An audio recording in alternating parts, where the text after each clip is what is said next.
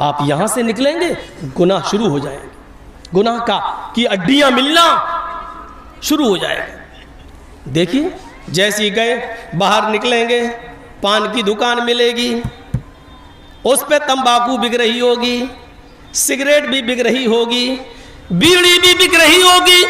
تھوڑا سا اور آگے جائیں گے، چوڑیوں کی، لپسٹک کی، کریم کی دکانیں ہوں گی، اور وہاں ہماری آپ کی ماں بہنیں بیٹھی ہوئی ہوں گی، خرید رہی ہوں گی، مردوں سے خرید و فروخت کر رہی ہوں گی۔ تھوڑا اور آگے بڑھو گے تو چائے کی دکان ملے گی، چائے کی دکانوں پر بھی سگریٹ اور بیڑی اور راج اور کھینی، صورتی، یہ سب تمہیں بکتے ہوئے ملیں گے۔ کچھ اور آگے بڑھو گے تو باقاعدہ شراب کی دکانیں بھی تمہیں ملیں گی۔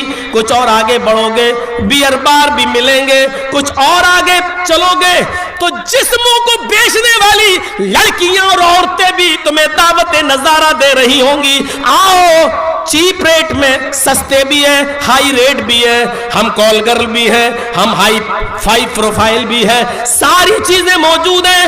یہ دنیا میں گناہوں کا جال ہے، جیسے کانٹوں سے بچ بچ کے گزرتے ہو ایسے ہی دنیا میں گناہوں سے بچ بچ کے چلے جاؤ، یہی تقویٰ ہے۔ اگر ایک آدھ گناہ تم سے ہو جائے تو تم اللہ سے توبہ کر لیا کرو۔ بستر پہ جب سونے کے لیے جاؤ تو پورے دن کا حساب لیا کرو، آج ہم نے دن بھر میں کتنی اچھائیاں کی ہیں، کتنے غریبوں کو ہم نے کھانا کھلایا، کتنے فقیروں کو کھانا کھلایا، کتنا صدقہ اور خیرات کیا، کتنے ہم نے نفلی نمازیں پڑھی، ہم نے کتنی اچھائیاں کی۔ اور رات میں جب سونے جاؤ تو دن بھر کا حساب لیتے ہوئے یہ بھی سوچو کہ آج ہم نے گناہ کتنے کیے ہیں، اور جب سونے جاؤ تو یہ مت سوچو کہ صبح ہم صحیح سلامت اٹھیں گے۔ اللہ کے رسول نے عبداللہ ابن عمر سے کہا تھا کن فی الدنیا کأنک غریب او عابر سبیل، اے عبداللہ دنیا میں ایک مسافر کی طرح رہنا، ایک اجنبی کی طرح رہنا۔ جیسے مسافر ہمیشہ کسی جگہ نہیں رہتا، 2-3 دن قیام کیا اور آگے بڑھ جاتا ہے، ایسی تمہیں دنیا میں ہمیشہ نہیں رہنا ہے۔ اے عبداللہ تم ایک مسافر کی طرح اس دنیا میں آئے ہو۔ اے عبداللہ اذا اصبحت فلا تنتظر المساء، جب صبح سویرے اٹھ جایا کرو تو شام کا انتظار نہ کیا کرو، پتہ نہیں شام تک تم مردوں میں لکھے جاؤ یا زندوں میں لکھے جاؤ۔ وَإِذَا أَمْسَيْتَ فَلَا تَنْتَظِرِ الصَّبَاحَ، اے عبداللہ جب رات میں بستر پر سونے جاؤ تو صبح کا انتظار نہ کیا کرو، پتہ نہیں صبح تک تمہارا شمار مردوں میں ہو یا زندوں میں ہو۔ یہ ہے تقویٰ، جس کو قرآن نے کہا ہے یا ایھا الذین آمنوا اتقوا اللہ حق تقاتہ، اے ایمانو والو اللہ سے ڈرو جیسا کہ اس سے ڈرنے کا حق ہے، جیسا کہ اس سے ڈرنے کا حق ہے۔ ٹرین میں سفر کر رہے ہیں،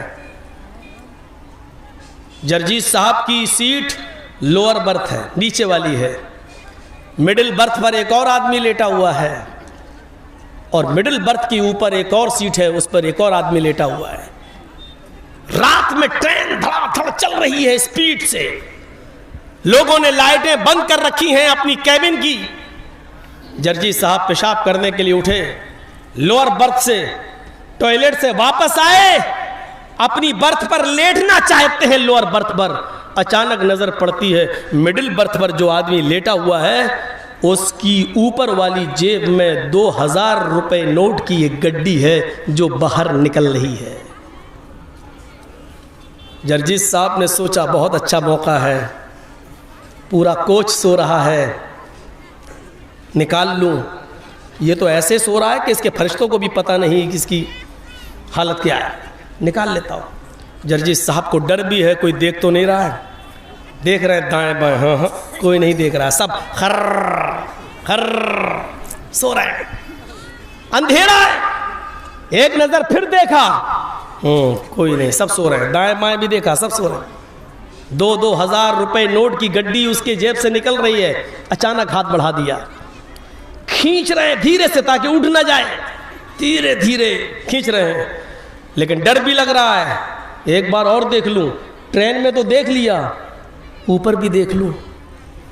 مڈل برتھ کے اوپر جو لیٹا ہے آدمی، جب ہم نوٹ کی گڈی نکال رہے ہیں اچانک کیا دیکھتا ہوں کہ اوپر والا آدمی میری حرکت دیکھ رہا ہے، पूरी ट्रेन सो रही है, एक एक आदमी सो रहा है, लेकिन नोट निकालते वक्त देखा कि ऊपर जो बर्थ पे लेटा वो देख रहा है,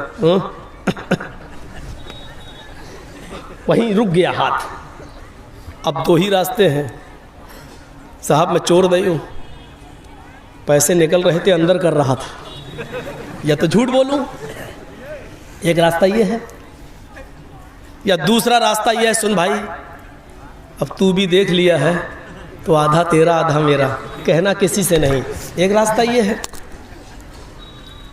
लेकिन नीयत खराब हो गई, तुझे क्यों दूंगा, निकाल तो मैं रहा हूं, तो डर ये है कि कहीं वो चीख न दे, बोल न दे, इसलिए गड्डी निकाल रहे। तीसरा रास्ता ये कि लेके भागो और चलती हुई ट्रेन से कूदो, अपनी जान का जोखम में कोई नहीं डाल सकता है, इसलिए ये खतरा तो आप मोल ले नहीं सकते। वही दो रास्ते, ये तो झूठ बोल दो भाई निकल रही थी हम अंदर कर रहे थे, या ये कहो कि निस्फुल ली व निस्फुल लकुम, आधा मेरा आधा तेरा, हाफ हाफ। जब ऊपर वाला आदमी आपकी हरकत देखता है तो आपकी हिम्मत चोरी करने की नहीं होती, आप उस नोट की गड्डी को अंदर कर देते हैं।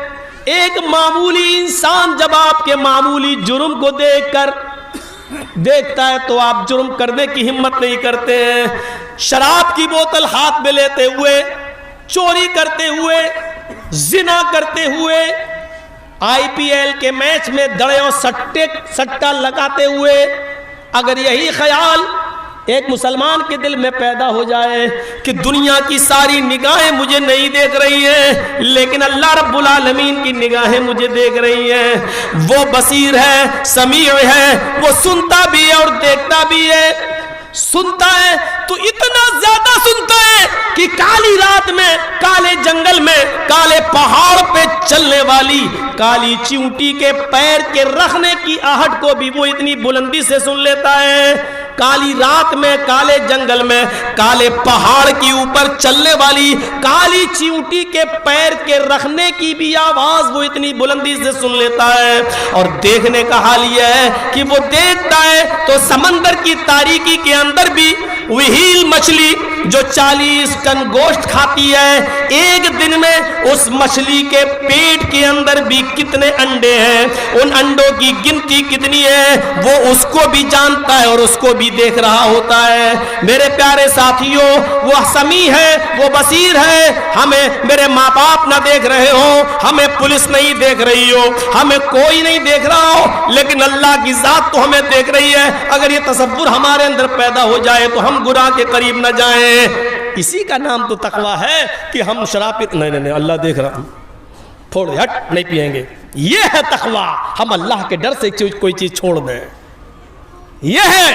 खूबसूरत लड़की ने बुलाया, आ जाओ व्हाट्सएप पे, हूँ चले आओ, पता नहीं कैसी हो, पहले फोटो भेजो, दे दिया हूँ, नहीं कुछ ओपन भेजो खुला हुआ, उसने वो भी भेज दिया, लो लड़की अच्छी, चल दिए। तकवा तो तब है जब बिस्तर पर उसके साथ लेटे हो, दोनों अपने कपड़े उतार रहे हो और उस वक्त ये ख्याल पैदा हो जाए कि दुनिया की सारी निगाहें नहीं देख रही हैं, लेकिन अल्लाह देख रहा है। हट, लात मारे, भग, चल, आई हमारा ईमान खराब करने, और उसी वक्त वहां से निकल जाए। ये है तकवा, ये है। जैसे कौम बनी इसराइल में उस शख्स ने तकवा अख्तियार किया था, और बुखारी शरीफ की उस रिवायत के मुताबिक जो एक चचेरा भाई अपनी चचेरी बहन से प्यार करने लगा था, लेकिन चचेरी बहन को कोई मतलब नहीं था, और जब उसका बाप मर गया तो वो एक दिन भूखमरी की शिकायत लेकर अपने भाई के पास आई और कहती है कि मेरे भाई, तुम्हें तो मालूम है कि मेरे बाप नहीं रहे इस दुनिया में, मेरे शौहर की तबीयत खराब है, बीमार है, बिस्तर पर लेटे हुए हैं, मेरे बच्चे भूखे मर रहे हैं, अगर कुछ मदद कर सकते हो तो करो। और आज मौका मिला उस आदमी को, चचेरे भाई को, कहता है, आए मेरी बहन, चचेरी बहन, पूरी जिंदगी तुमसे जो बात नहीं कह सका वो आज कह रहा हूँ। चचा की ज़िंदगी में मैं तुम्हें नहीं पा सका, मैं तुम्हें चाहता हूँ, अगर तुम्हें मंजूर हो तो आज की रात मेरे पास आ जाना, तब मैं तुम्हें इतने दिनार या दिरहम मैं तुम्हें दे दूंगा। वो ठुकरा के चली गई, لیکن وہاں گھر پہنچتی ہے تو اپنے شوہر کو دیکھتی ہے بیمار ہے، اپنے بچوں کو دیکھتی ہے کہ بھوکے ہیں، بیچاری مجبور ہو جاتی ہے اور پھر وعدہ کر لیتی ہے کہ ٹھیک ہے رات کی تاریکی میں ہم اپنے شوہر کو سلا کر اپنے بچوں کو سلا کر تیرے پاس آ جائیں گے، لیکن تو مجھے تھوڑی سی مدد کر دے۔ اس نے 60 درہم دے دیے، اس نے لائی اور لا کر اپنے شوہر کو دوا علاج کرایا، اپنے بچوں کو کھلا پلا کے سلا دیا، جو وعدہ کیا تھا وعدے پر پہنچتی ہے۔ اس نے دروازہ کھولا، اپنے سینے سے لگایا، عورت کو اپنی چچیری بہن کو بستر پہ لے گیا۔ جیسے اس نے بستر پہ جا کر اس کے کپڑے اتارنے کی کوشش کی، یہ کانپنے لگی، تھررانے لگی۔ اس کے چچیرے بھائی نے کہا تم جب آئی تھی تو اتنا نہیں کانپ رہی تھی، تمہاری یہ حالت، جب اتنا ڈرو گی تو آگے کا کام کیسے ہوگا؟ ڈر چھوڑو، کچھ اپنے اندر کھلا پن لاؤ، ڈر ہٹاؤ، میرا سپورٹ کرو۔ اور یہ کہہ کر جیسے ہی اس نے ہاتھ بڑھایا، اس کی چچیری بہن نے اس کا ہاتھ پکڑتے ہوئے کہا اتق اللہ یا ابراہیم، آئے میرے چچا کے بیٹے اللہ سے ڈر جا، آج تک میرے چہرے کو بھی کسی نے نہیں دیکھا اور آج تو ہے جو مجھے اپنے بستر پر لٹا رہا ہے۔ اللہ کی قائم کردہ حد کو مت توڑ، میں تیرے لیے حلال نہیں ہوں، میں اپنے شوہر کی امانت ہوں۔ قبر کے سانپ بچھو میرا انتظار کر رہے ہیں، جہنم کی آگ میرا انتظار کر رہی ہے۔ چند لمحوں کی لذت سے میری زندگی بھر کی عبادت کو بیکار مت کر۔ اتنا کہنا تھا، اللہ سے ڈر۔ بخاری شریف کی حدیث کے الفاظ ہیں، اس نوجوان نے، اس لڑکے نے اپنی بہن کو چھوڑ دیا اور کہتا ہے کہ میری بہن جا، اللہ سے ڈر، اللہ کا نام لیا، کہا کہتا اللہ سے ڈر۔ میری تو پوری زندگی گناہوں میں چلی گئی اور تو ایک کام، اور وہ بھی ابھی تو نے کیا نہیں ہے غلط کام، تو ایک ایسے کام پر ڈر رہی ہے جو ابھی تو نے کیا بھی نہیں ہے، جا میں نے تجھے چھوڑ دیا۔ جب وہ جانے لگی تو چچیرے بھائی نے آواز دی، سن میں بہت سیاہکار گناہگار انسان ہوں، قیامت کے دن جب اللہ تعالیٰ مجھے میری بدعملی کی وجہ سے جہنم میں ڈالے اور پھینکے تو قیامت کے دن اللہ کے دربار میں اتنی گواہی ضرور دے دینا کہ اے اللہ یہ میرے ساتھ گندا کام کرنے جا رہا تھا، لیکن جب میں نے کہا اللہ سے ڈر جا، اتق اللہ، جب تیرا نام لیا تو تیرے ڈر سے اس نے مجھے چھوڑ دیا تھا۔